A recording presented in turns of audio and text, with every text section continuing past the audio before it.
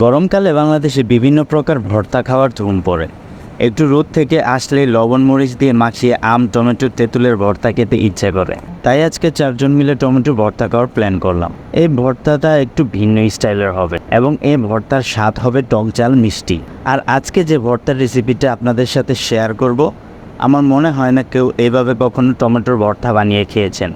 কারণ এই ভর্তায় আমরা ইউজ করেছি চিনি, তেঁতুল, আচার এবং 2 প্যাকেট গুঁড়া দুধ। অনেকে ভাবতে পারেন ভর্তায় আবার গুঁড়া দুধ দেয় কেউ। আমি তাদের উদ্দেশ্যে বলবো, জাস্ট বাসায় একবার বানিয়ে খেয়ে দেখো। কথা না বেরিয়ে টমেটোগুলো ভালোভাবে ধুয়ে কাটাকাটি শুরু করে দিলাম। আর কাটার সময় টমেটোর স্লাইসগুলো একেবারে চিকন করে করার ট্রাই করবেন, কারণ পাতলা করে টমেটো স্লাইস করলে ভর্তা বানাতে যে উপকরণগুলো ইউজ করবেন সেগুলো টমেটোর সাথে ভালোভাবে মিক্স হবে।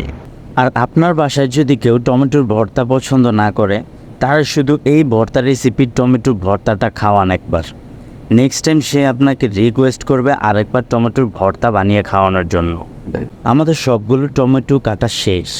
টমেটোর স্লাইসগুলো খুব সুন্দরভাবে কাটা হয়েছে, যার কারণে দেখতেও অনেক সুন্দর দেখা যাচ্ছে। তারপর আমরা পরিমাণ মতো মরিচ নিয়ে কাটা শুরু করলাম। আপনারা যদি ঝাল বেশি খান তো মরিচ বাড়িয়ে দিতে পারেন। আর আপনারা চাইলে কাঁচামরিচের পরিবর্তে শুকনো মরিচও ইউজ করতে পারেন। আর আমার মতন যারা ঝামেলা করতে চান না, তারা কাঁচামরিচ ইউজ করে। সব কিছু কাটা শেষ, এবার হলো ফাইনাল কাজ। প্রথমে বাসায় থাকা পানির মগ নিয়ে নিলাম, সেটার ভিতর প্রথমে 3 পিস তেঁতুলের গোল্লা দিয়ে দিলাম। তারপর দিলাম পরিমাণ মতো চিনি, তারপর 2 প্যাকেট গুঁড়া দুধ, আর পরিমাণ মতন লবণ চাইলে দিতে পারেন, তবে না দিলেও চলবে। তারপর সব কিছু মগের ভিতর ঢেলে নিলাম। তারপর ডিজে গানের তালে তালে ভালোভাবে সব কিছু জাকিয়ে নিলাম। জাগানোর পর ভর্তাটা দেখুন একবার কতটা সুন্দর দেখাচ্ছে। তারপর প্লেটে নামিয়ে নিলাম। হাত দিয়ে হালকা চাপে সব কিছু ভালোভাবে মিশিয়ে নিলাম।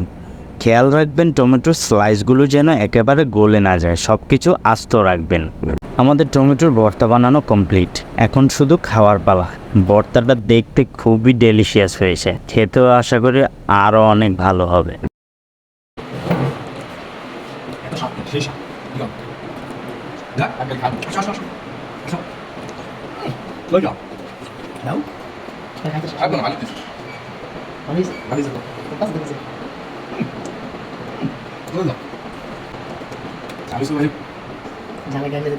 জালের ঠেলা গাইমে যেতেছে, এত পরিমাণ জাল হয়েছে নাকি?